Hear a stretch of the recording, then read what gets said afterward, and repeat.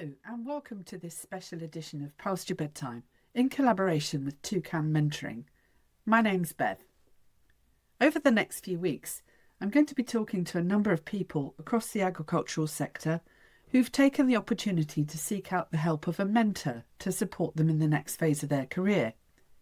I myself am working with one of the TwoCan mentors as I navigate my way through a total career change. Mentoring, as distinct from coaching and training, is very much a two-way street, allowing both parties to steer the learnings as the situation dictates. But the TwoCan programme also provides some structured learning, as well as an invaluable network of like-minded people looking to support, share and connect. Interviewing the mentees along with their mentors, you'll hear how both parties each get something from the process, forming a professional friendship that goes beyond the initial injection of careers guidance. Today's episode demonstrates exactly that.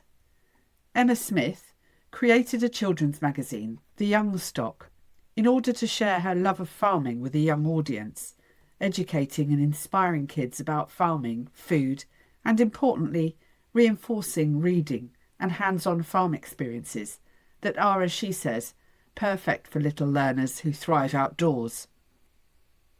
Sophie Smith was matched with Emma to mentor her as she looked to expand the Young Stock offering and build on its momentum. Sophie's huge experience in marketing for the agricultural sector sees her as CEO of Downland, offering unbiased and personalised solutions that help farmers across the UK make independent decisions. That reliable guidance, which is the backbone of the business, makes her an ideal choice for a mentee looking for clarity about taking the next steps and the reassurance of working with a safe pair of hands. Our chat was a lovely opportunity to get these two back on a call together, and I started out by asking Emma what the driver was behind considering mentoring as a way forward. It's really lovely to meet you both. I guess what will be helpful is, Emma, when we first met, you'd had an ambition to put something together that was slightly different in the agricultural space. Can you explain to me what that is?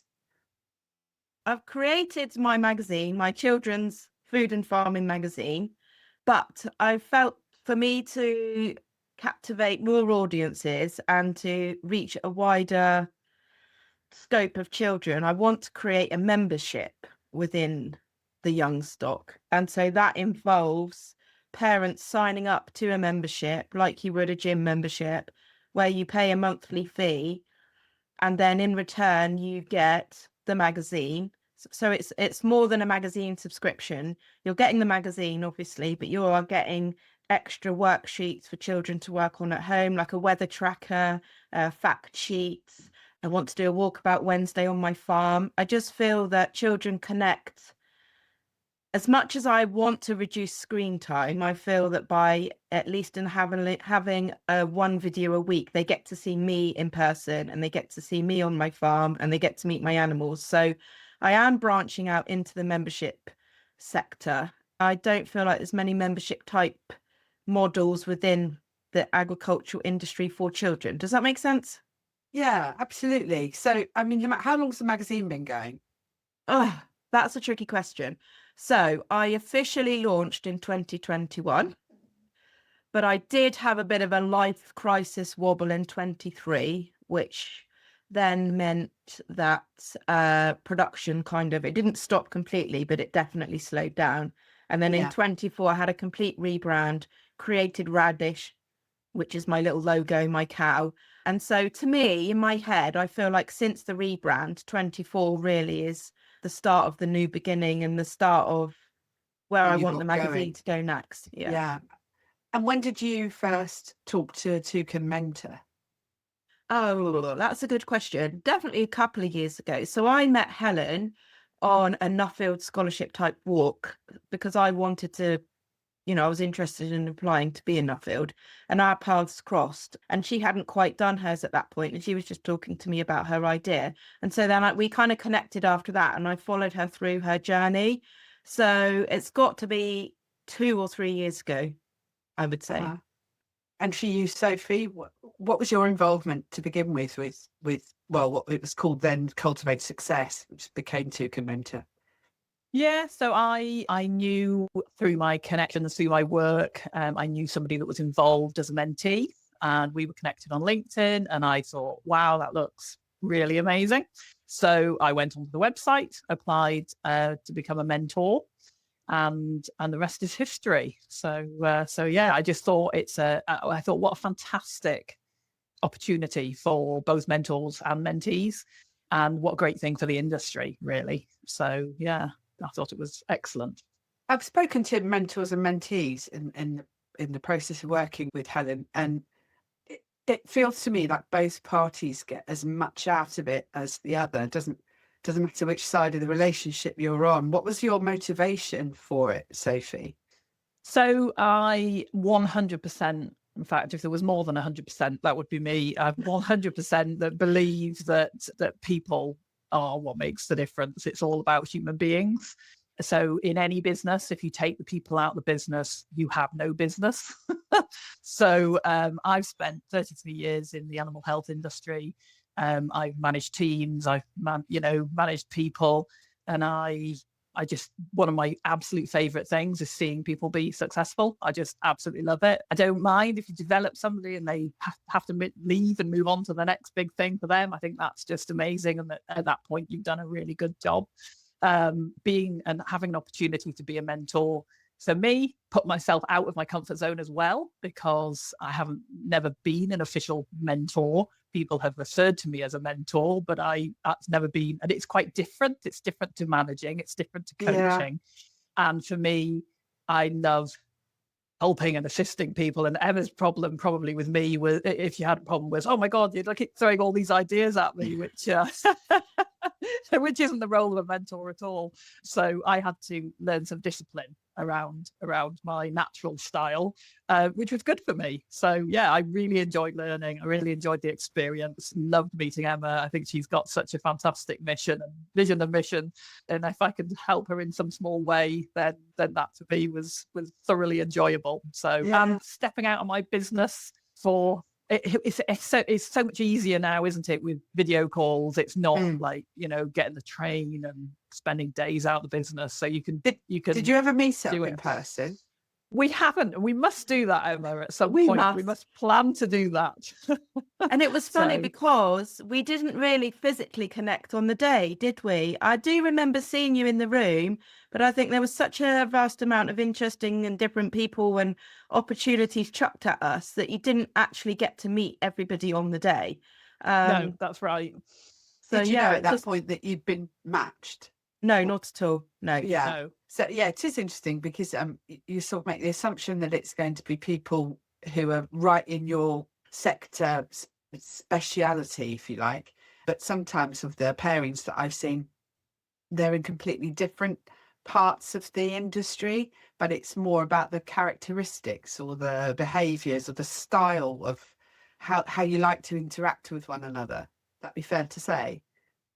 Yeah, I think so. And I got an email to say, we've found your match, but she's not from a publishing industry. Does that bother you? And I was, no, I'm no expert in publishing. I'm an imposter. I've come to it, late in life, really. So absolutely not. But it was just funny that they'd asked me that question. We're both in agriculture, but in very different sectors.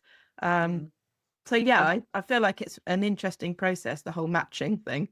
It's quite niche, wouldn't it be, to find someone in publishing in agriculture in the same room? Yeah. And that's the great thing, isn't it? Is that we're all imposters.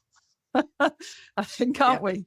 Everybody's winging it and doing the best they can. And that's the nice thing about human interaction is you can actually reassure each other a little bit about every effort is a step in the right direction, isn't it? That's the thing. So I love that.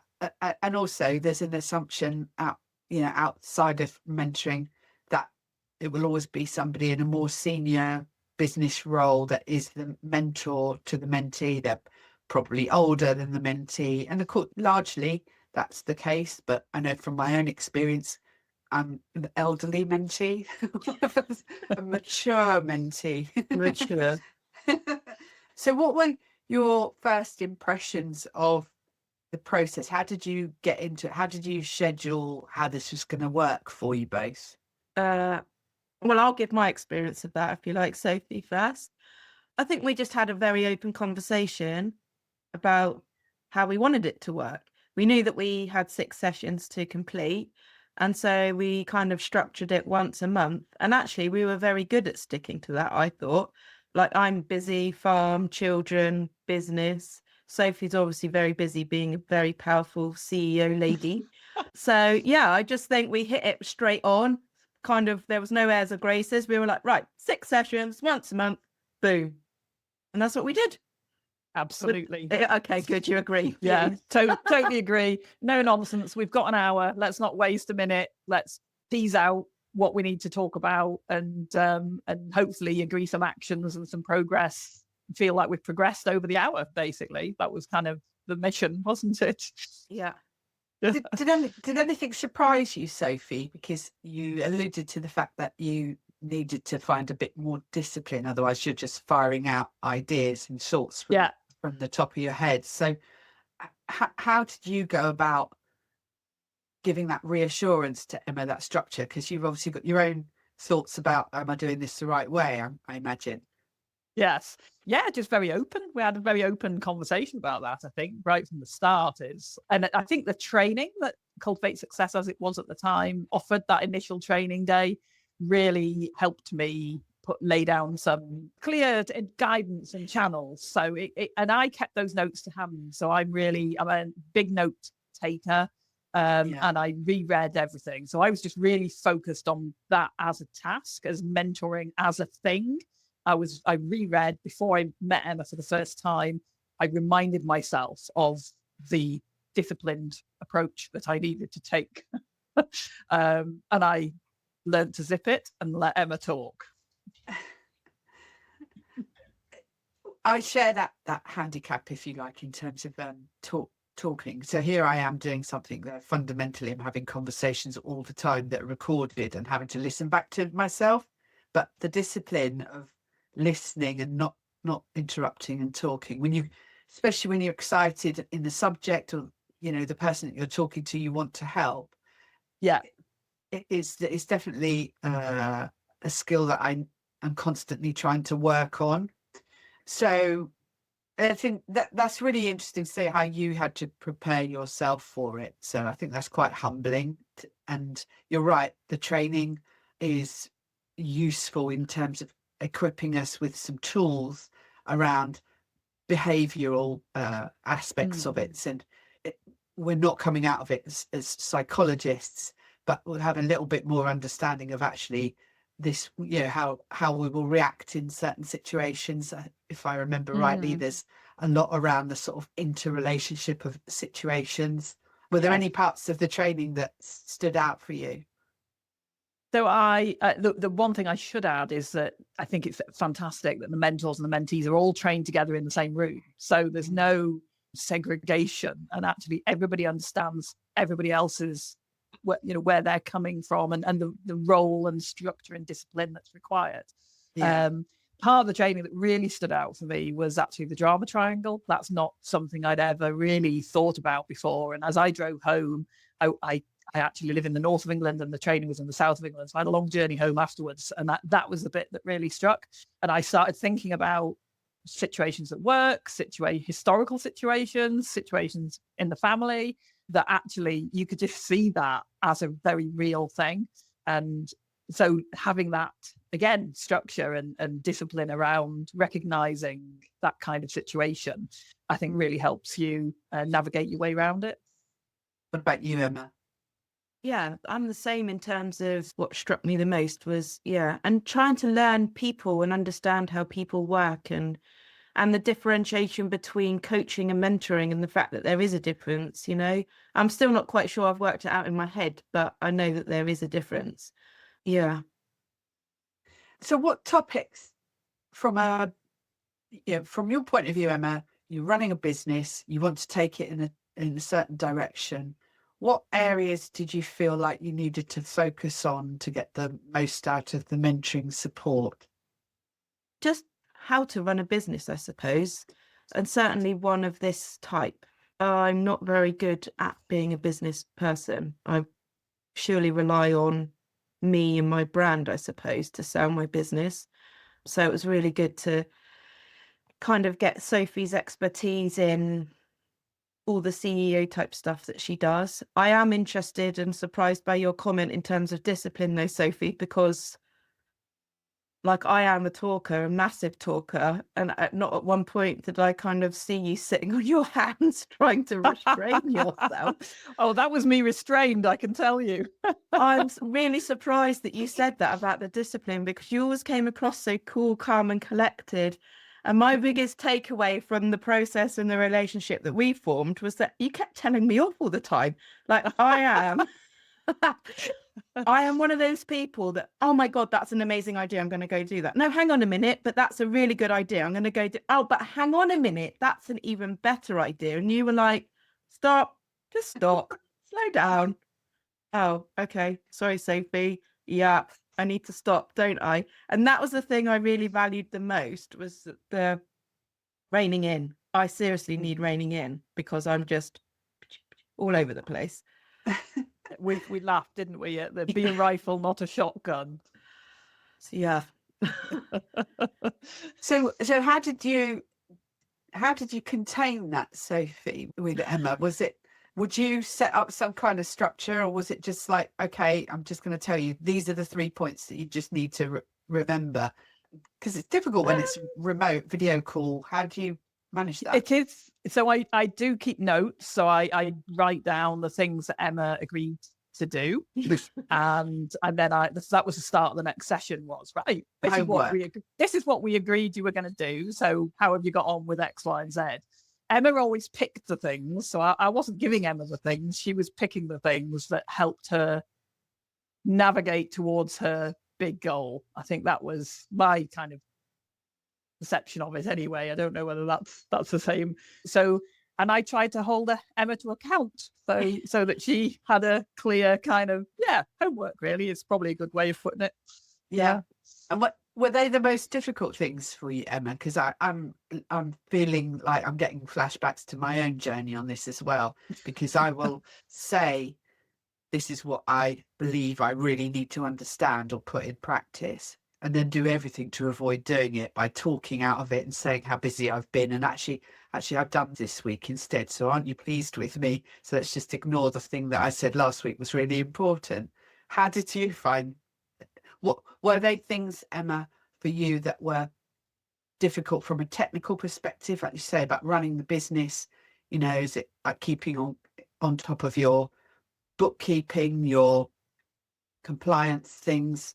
What were the things that you chose to focus on with Sophie? Oh, I suppose just taking baby steps and elevating the business to the next level. So there was an opportunity for a large retailer to take the magazine on, and Sophie helped me kind of process that process. I definitely need accountability because I am such a kind of, I've classed myself as a Tasmanian devil. That's the only thing I think I can compare myself to. I mean, I'm not brilliant at technical stuff. But you said Sophie and all her CEO type things. Oh, So in my head, is that your vision of what a CEO is that they know how to run everything to do with the business? And sometimes they do, and sometimes they don't, Sophie, right? Yeah. So when you started working with Sophie, Emma, was it the more technical elements of putting a business plan together or running a business, or the more creative elements of what you're doing? I would definitely say the more creative side of things. And Sophie was pushing me to think a bit more outside of the box while still holding me accountable. We didn't really talk technical stuff. It was more how I can elevate the magazine to the next level. And so we discussed things like getting into farm shops, not just having a subscription on the website, and then there was an opportunity with quite a large retailer, which completely out of my comfort zone. Like, I'm not experienced in that. Give me a cow any day, but retail negotiations is not my thing at all.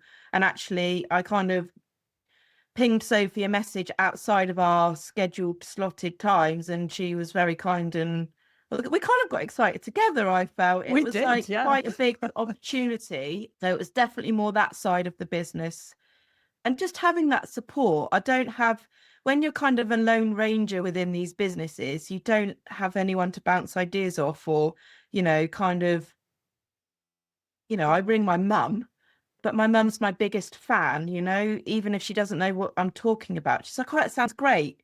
Okay, that's not really constructive, mum. Thank you. Whereas at least Sophie had that kind of business understanding and the language to help me cope with some of the things that I was going through.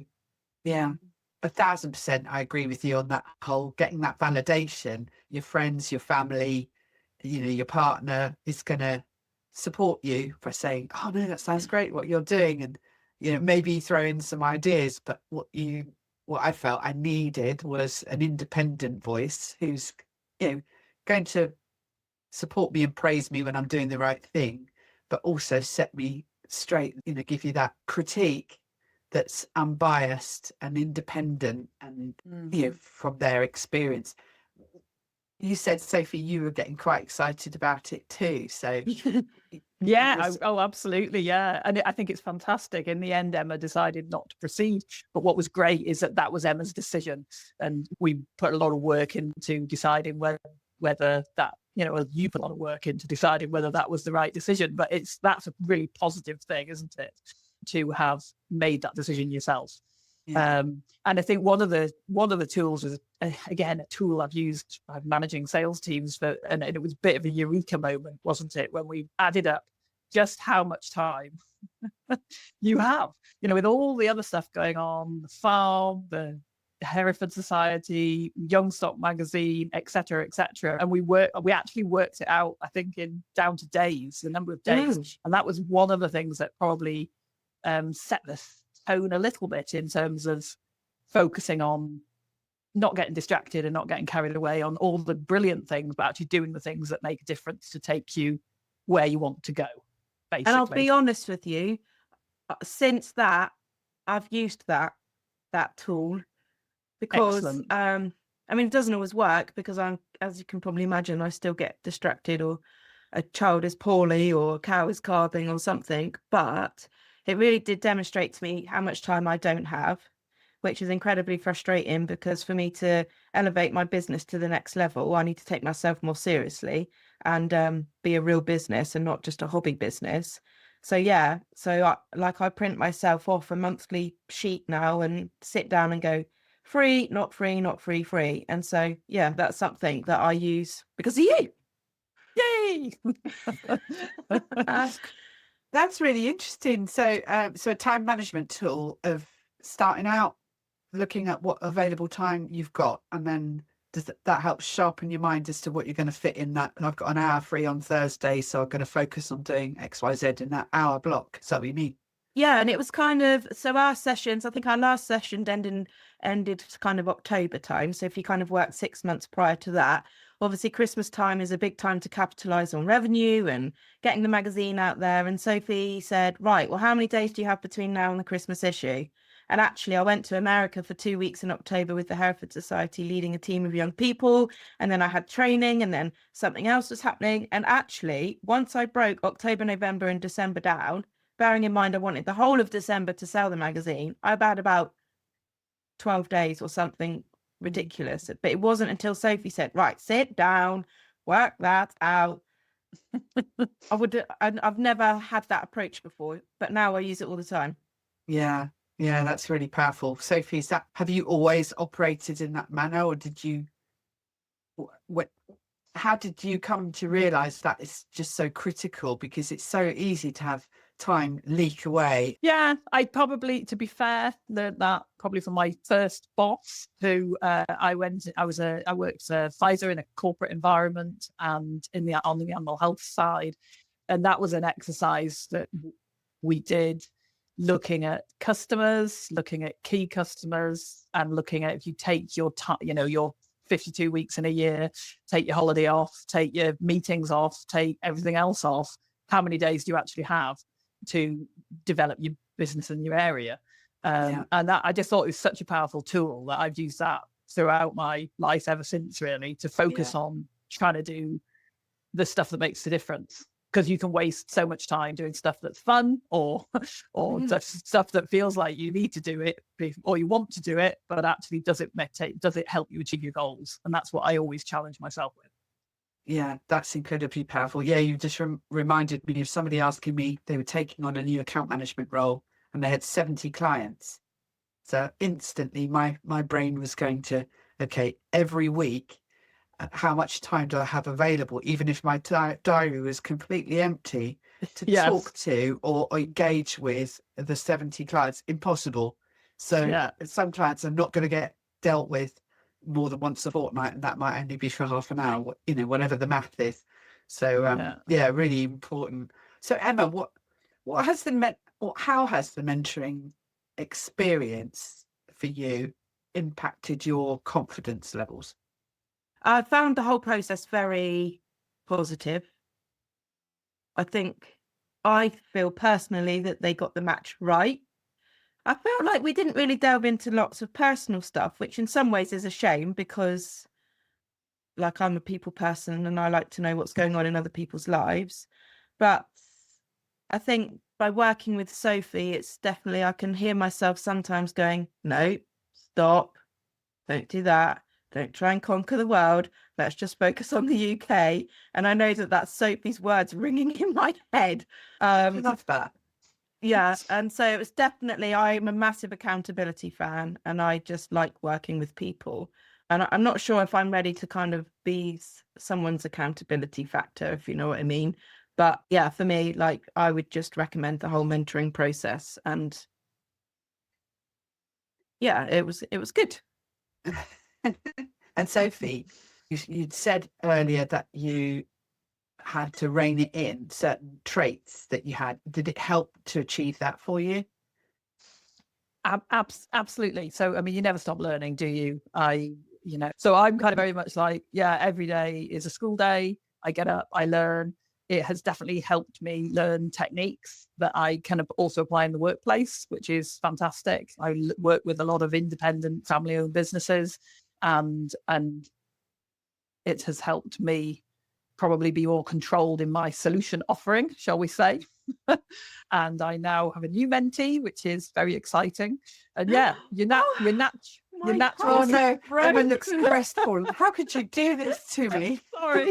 I was betrayed. Sorry. But oh gosh, I feel like I've walked into the middle of something deeply personal here. You should all take a moment to give Emma a bit of a virtual hug.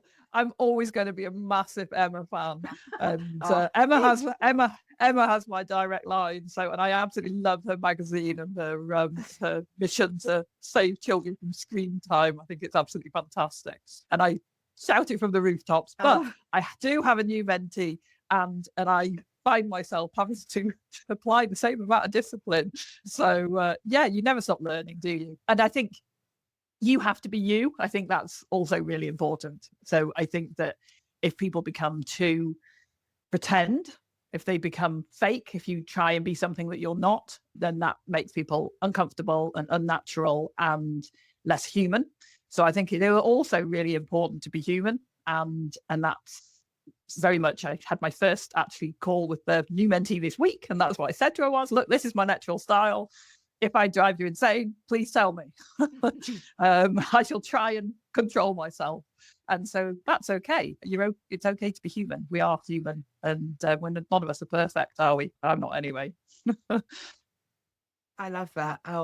So Emma, I think you should rebrand to call yourself CEO, because now you can see how fallible a CEO is, that they have their own neuroses and things to deal with. I know. Wow. On my email sign off, I've put founder and director, I think, which still sounds like very imposterish. Not good grammar there, but yeah. It sounds very important. Well, that's the trouble, and I don't feel important, but it's just nice having someone believe in you. And I felt that Sophie did believe in me, and I've still got all her notes. And since then, I've gone on and done some other business type stuff and used that notebook and kept all those notes together, because to me they're all relevant, and so I can just go back and when I feel myself running away with my ideas, and I get my green notebook out and chastise myself. And just for the record, I call myself CEO because that's the title the business gave me, and tea lady because I make really good tea. So it's not a title; is just a title, isn't it? It's It is, isn't it? It is. So what's next then so you've moved on to a new mentee. It's not you, Emma, it's a me thing from Sophie.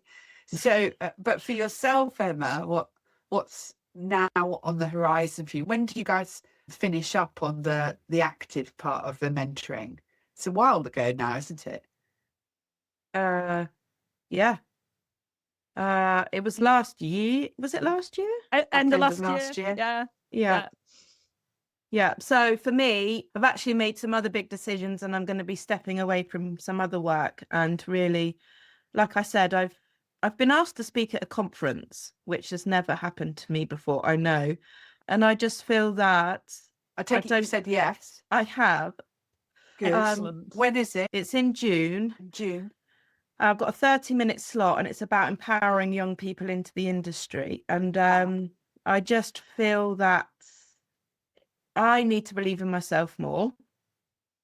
And I want the business to be serious, not necessarily in terms of money or finances. I want it to be serious in terms of its mission and its vision. And if I can play a small part in helping somebody enjoy reading a bit more or understand that carrots grow in the ground and not out of the ground, I'm very passionate about that. So I'm just this year really, because Sophie made me realise that I've got 25 plates spinning, and I can't be good at 25 plates. I need to be good at 2 or 3 plates. So I think that's the other good thing about the programme, was that it made me stand back and reflect. And, you know, if I want to be taken seriously in this industry with my mission, then I have to take myself seriously, and B, I can't spin 25 plates terribly. I'm better off focusing on the mission. So watch out. That's exciting. So you've said, yes, I will do this talk. Yeah. So yeah, I've got that, and I've got another podcast coming up. And then I've been asked to talk at a show in July about similar sort of stuff. So yeah, it's building. Excellent. Do you feel very proud, Sophie? Yeah, it's like, well, I do. I feel really pleased for Emma, and I'm desperately wanting to put a bit of a slot in to now just mentor her through her presentation. So, so maybe we'll have to squeeze that in. So yeah, I think absolutely. I thoroughly enjoyed meeting Emma. I hope we'll stay lifelong career buddies. Yeah. And I love following her activities on LinkedIn and Facebook, and I feel delighted that I've helped her in a small way on her journey. Fabulous. So I'm going to ask the pair of you, what would you say to somebody thinking of signing up to a mentoring program? I'd have to say, put your big girl pants on and do it, because you only live once, and there's no better place to learn than outside your comfort zone. And I think all the mentors and mentees are outside the comfort zone, but that's where learning happens. That's what they say. Emma? I would definitely say just go for it. I think knowledge transfer definitely within this industry is key. And I would say that, you don't know what you don't know. So let's just, go for it and embrace it and take on the challenge, and definitely 100% will not regret it. Fabulous. I'm going to say thanks to both of you for your time.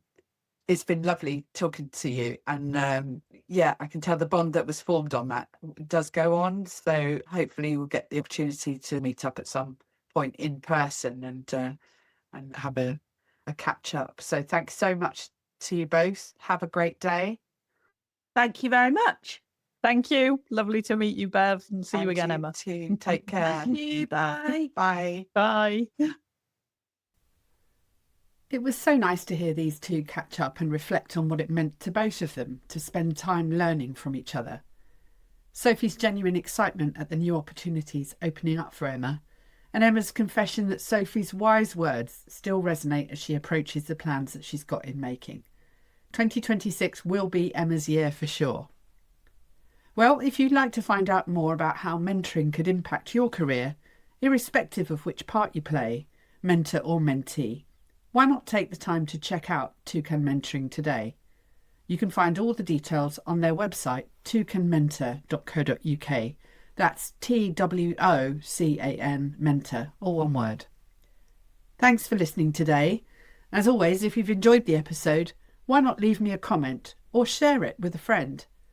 Special thanks to Helen Wyman and the TwoCan team for working with me on this podcast. Hit subscribe or follow for more episodes on mentoring, as well as my usual ramblings. And so for now, if it is past your bedtime, well, perhaps it's time to turn in. Until next time.